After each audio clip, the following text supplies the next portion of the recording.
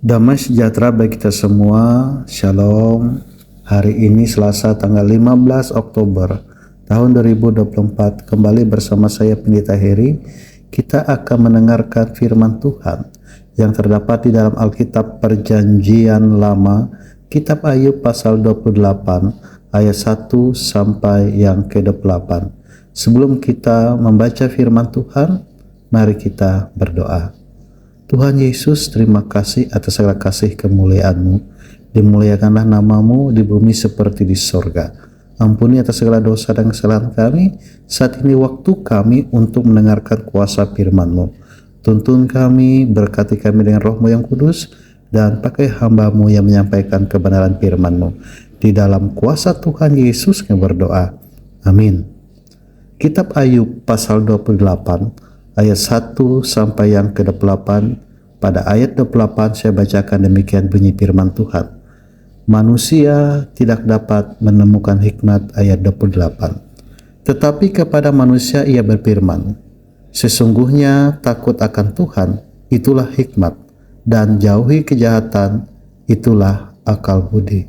Saudaraku yang diberkati oleh Tuhan, berbicara mengenai hikmat, hikmat memiliki pengertian adalah suatu pengetahuan dan pemahaman yang menghasilkan kemampuan untuk mengerjakan sesuatu yang baik. Hikmat manusia terbatas, tetapi hikmat Allah tidak terbatas. Kemampuan manusia untuk memperoleh sesuatu atau memahami sesuatu amat terbatas. Oleh karena itulah, manusia tidak bisa memahami apa yang tidak kelihatan dan apa yang belum terjadi. Masalah yang berkaitan dengan kematian misalnya senantiasa menjadi sebuah misteri. Gejala alam pun tidak mungkin kita pahami sampai tuntas, dan masih banyak lagi yang tidak kita mengerti, termasuk juga masalah penderitaan dan juga hal-hal yang berkaitan dalam kehidupan kita. Seperti halnya dalam nas kita saat ini, Ayub memahami penderitaan tanpa diketahui penyebabnya. Manusia terbatas, hanya Allah yang tidak terbatas, yang dapat mengerti segala sesuatu. Oleh karena itu, kita memerlukan hikmat Allah dalam menjalani kehidupan ini. Langkah awal untuk memperoleh hikmat adalah sikap takut akan Tuhan dan jauhilah kejahatan. Saudaraku yang diberkati oleh Tuhan, masuk dalam nas kita saat ini, Ayub menyinggung beberapa tentang hikmat, betapa berharganya hikmat dan cara mendapatkannya. Ayub memulai ucapannya dengan menjelaskan bahwa hikmat sejati tidak dapat ditemukan di dalam dunia.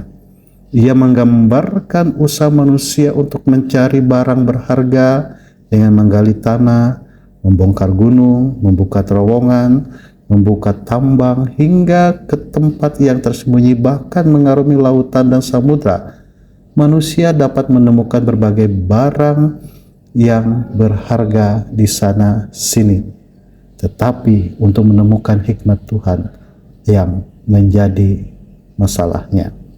Ayub berkata, tetapi di mana hikmat dapat diperoleh? Di mana tempat akal budi? Selanjutnya Ayub mengatakan bahwa hikmat lebih berharga daripada kekayaan. Hikmat Allah tentunya. Dan kekayaan tidak dapat membeli hikmat Allah. Hikmat lebih berharga daripada segala logam mulia, emas murni, dan lain sebagainya. Hikmat itu datangnya dari akal budi.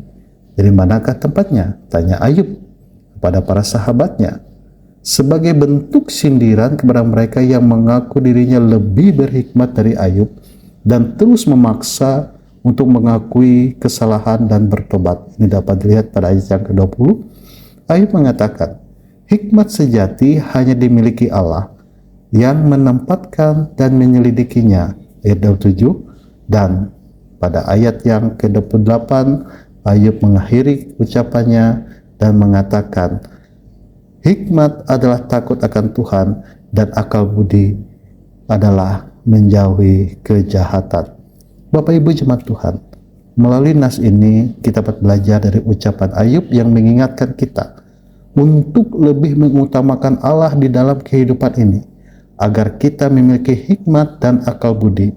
Nilai hidup manusia diukur oleh seberapa besar hikmat dan akal budi yang dimiliki, bukan dari beberapa besar hartanya dan berapa tinggi kedudukannya. Oleh karena itu saat ini, biarlah dalam hidup ini kita hanya mencari hikmat Allah, hikmat yang akan membawa kepada keselamatan, dan hikmat itu satu-satunya hanya ada di dalam Tuhan kita Yesus Kristus. Karena ada tertulis di dalam Injil Matius pasal 6 ayat 33, tetapi carilah dulu kerajaan Allah dan kebenarannya, maka semuanya itu akan ditambahkan kepadamu. Amin untuk firman Tuhan. Jemaatku, mari bersama-sama kita berdoa. Bapa Surgawi, Bapa di dalam Yesus, terima kasih.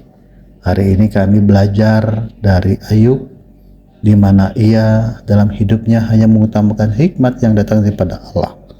Dan biarlah dengan hikmat yang dimiliki dapat menjauhi dari kejahatan, dan itu diperoleh dengan akal budi yang tentunya disertai takut akan Tuhan Allah itu sendiri. Saat ini kami berdoa dan menaikkan syafaat kami. Kami ingin menyerahkan kehidupan kami sepanjang hari ini. Biarlah kasih karunia dan damai sejahtera-Mu melingkupi kehidupan kami, melindungi kehidupan kami dalam usaha pekerjaan yang kami lakukan, dan dimanapun kami berada, kasih Tuhan selalu mengiringi setiap langkah juang hidup kami. Khusus saat ini kami berdoa bagi seluruh kehidupan jemaat-Mu yang berada di Jemaat GKI Simpur Gereja Pandohop. Tuhan berkati jemaat-Mu di Simpur. Biarlah Tuhan berikan hikmat kepada para pekerja gereja-Mu sana, panatua, diakon, pikaris, dan semua yang terlibat langsung dalam pelayanan gereja. Biarlah bersinergi bersama membangun persekutuan jemaat-Mu, sehingga nama Tuhan semakin dimuliakan di Jemaat GKI Simpur, teristimewa dalam usaha pekerjaan yang mereka lakukan. Tuhan menyertai, Tuhan juga yang memberkati. Terima kasih Bapa Surgawi. Ini seru doa kami, ini pengharapan kami. Sepanjang hari ini kami akan percaya tangan kanan-Mu yang kudus itu melindungi dan menyertai hidup kami, dan kami serahkan doa dan permohonan kami di dalam satu nama, di dalam nama Tuhan Yesus Kristus yang mengajar kami berdoa bersama demikian. Bapa kami yang di sorga, dikuduskanlah nama-Mu. Datanglah kerajaan-Mu, jadilah kehendak-Mu di bumi seperti di sorga. Berikanlah kami pada hari ini makanan kami yang secukupnya, dan ampunilah kami akan kesalahan kami, seperti kami juga mengampuni orang yang bersalah kepada kami. Jangan bawa kami ke dalam pencobaan, tapi lepaskanlah kami daripada yang jahat. Karena Engkau yang punya kerajaan dan kuasa dan kemuliaan sampai selama-lamanya. Amin. We love GKI.